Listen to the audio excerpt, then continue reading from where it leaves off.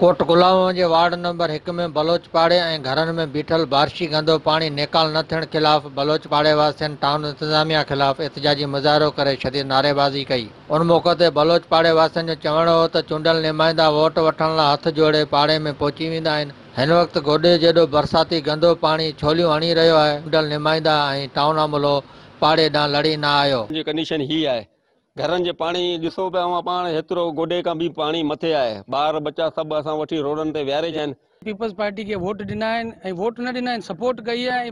ही जेल आहिनि, ही घर आहे पीपल्स पार्टी जो घर आहे। पर असांखे वॾो अफ़सोस थिए पियो अॼु जेको हिते हालत हिननि जे घरनि जी असां ॾिसूं पिया। घरनि में 4-4 फुट पानी बीठो आहे। माण्हू हितां खां लॾ प्लान करे वियल आहिनि। उन मौक़े ते सियासी समाजी अॻवान अली हसन काइमखानी मुज़ाहिरनि वटि पहुची मुज़ाहिरनि खे पंहिंजे ज़ाती ख़र्च ते बलोच पाड़े मां बारिशी पाणी निकाल करणु ऐं संदुनि मसइला हल कराइण जी ख़ातिरी ॾियण बैदि एहतिजाज ख़तमु करायो। कैमरामैन शादिल ख़ासकरी सां गॾु जावेद कालरो, सन टीवी न्यूज़, कोट गुलाम।